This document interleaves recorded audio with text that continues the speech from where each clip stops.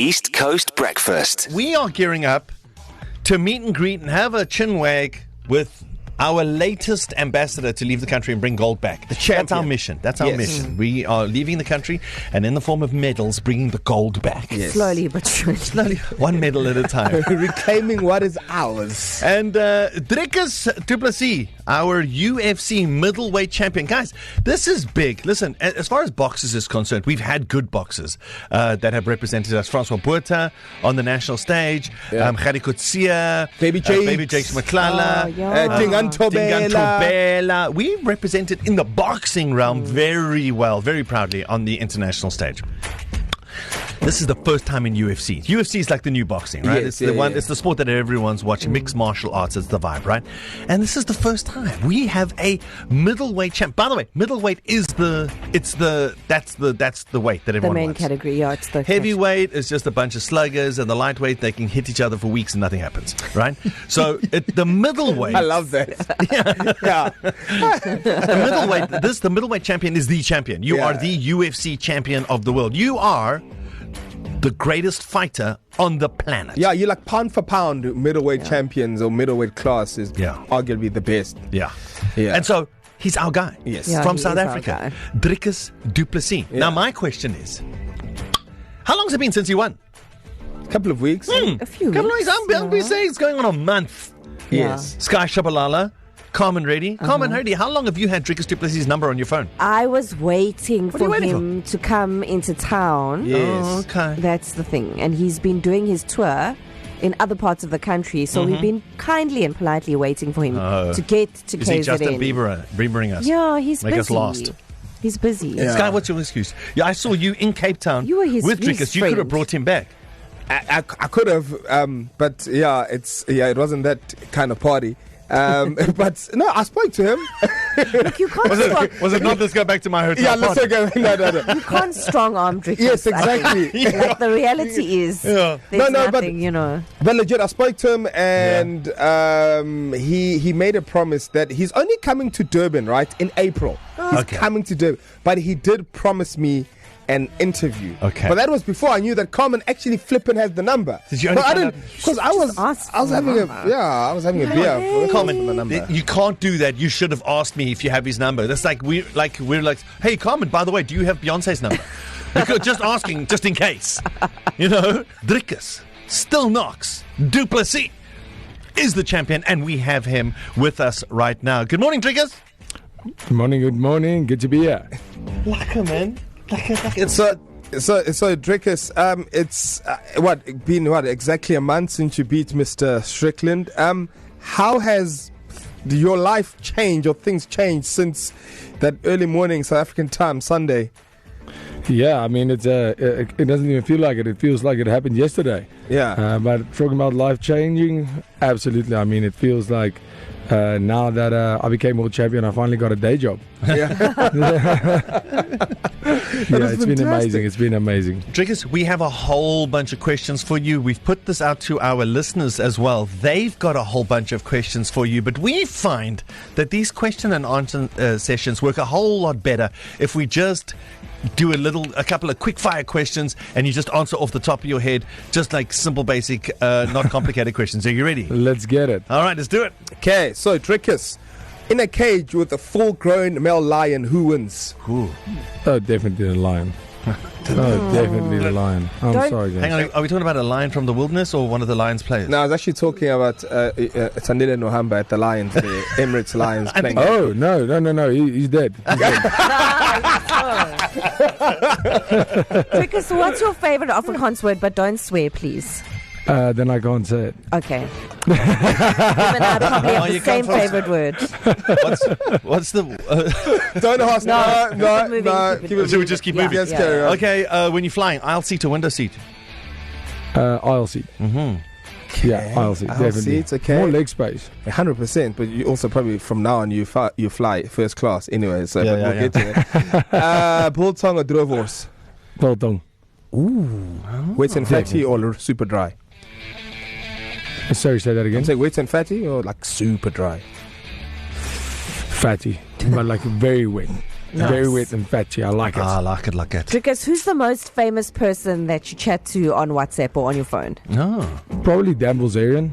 Oh, wow. What? Yeah, it has to be. Oh, Just wow. chat. That's so cool. You just WhatsApp each other. Oh. Yes. We are quite good mates. Respect. Yeah, he's definitely the most famous person I That's know. impressive. Oh, there you go. All right. When you take a holiday, bush or beach? Oh, bush by far. At home, do you wear slippers, flip-flops, or barefoot? Barefoot. Yeah, he's barefoot. How'd you like your steak? Rare, medium rare, or well done? Rare. That's the only way. Yes. When your mom shouts for you, what does she say?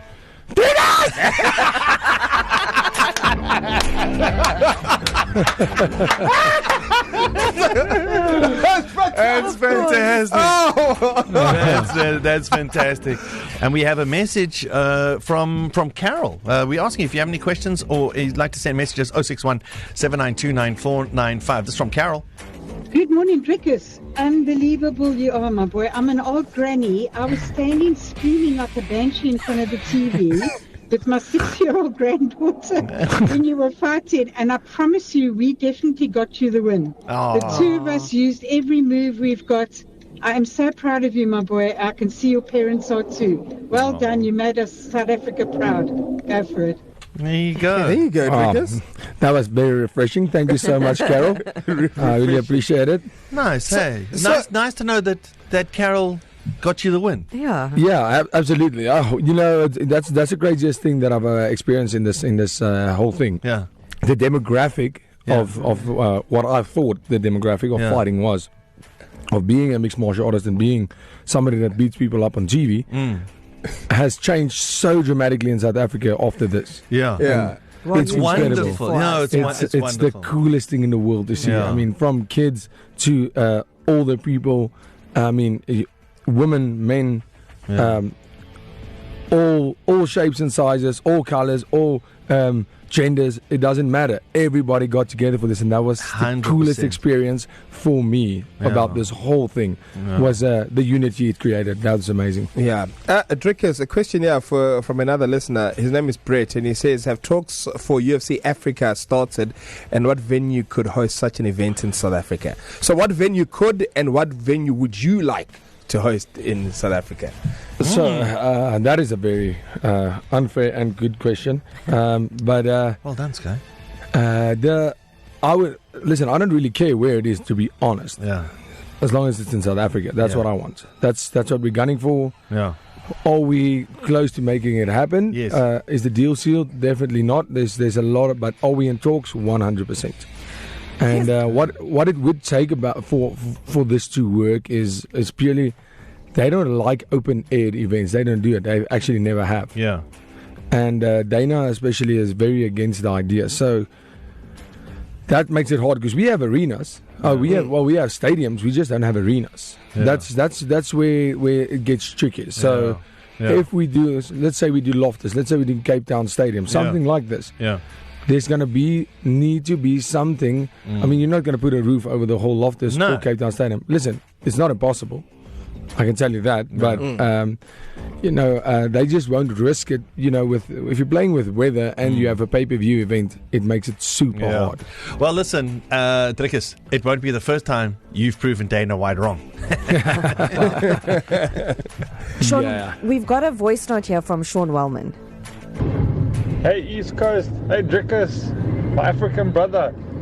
I want to find out from you, what's your favorite way to stay fit outside of the gym or the dojo? Shots, bro, take care.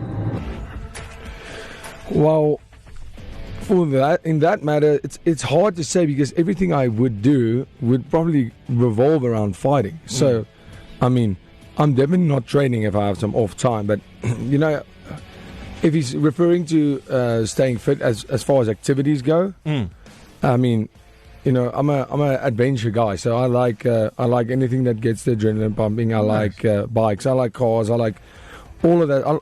I love the any activity for that matter. Skydiving, done it before, love it. Love anything. Swimming with the sharks, not the team, the actual animals. Listen, I've done it twice. Yeah.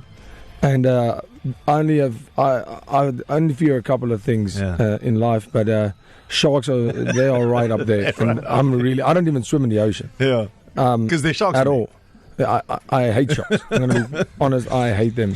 Listen, Dricus, yeah. mom and dad, the family. How does the family? How do your parents feel about you? Like fighting for a living. Yeah, I mean, obviously the way it started. I've always been involved in martial arts since I was 5 years old. But I remember the first fight I was supposed to have. I was 15, a full contact K1 kickboxing fight. Yeah. And my dad, I didn't even train. I didn't have a coach or anything. I just, saw a movie and thought it would be cool. And I got into, there was a competition nearby where I lived, and I got involved, and I told my dad, hey, I'm fighting this weekend. And he said, what do you mean? Are you fighting at school? You're not fighting at school. And I said, no, not at school. So it's actual, in a ring, I'm going to fight somebody. And he said, you are going to get beat up so bad. Yeah. And I said, what do you mean? He said, you don't know anything about it. You don't train. You don't train kickboxing. I said, I do train every day. Yeah. In the garage. I'm hitting the bag. Yeah. And he said, okay, well, I'll go and watch. Wow. And, I had that fight. I got a very quick knockout win. That was amazing. Yeah. I mean, it looked terrible if you look back at that fight because I didn't have any technique. But, after that fight, I just knew this is the coolest thing I've ever done. And that's where it started. They supported it. They, my mom is an amateur. My mom didn't watch any of my fights. Yeah. She'd always ask if I won, then watch the video afterwards. Wow. And as a professional, she hasn't missed one. So that's awesome. That's great, amazing. So it started right in the beginning, even with Dad. Hey, weet nie wat ek weet. Hey, he knows. No, he knows what you know. So we have a question from Ayanda. Ayanda wants to know, what kind of sport do you like to play, of course, other than fighting? Yeah, I mean, I'm a massive fan of rugby. Even though I love cricket, I'm really not good at it. I'm terrible at it. Yeah. So I've always excelled in the more contact-driven sports. Of course. And but all sports. I'm just a massive fan of sports. But rugby, that has to be my second love when it comes to sports. East Coast Breakfast.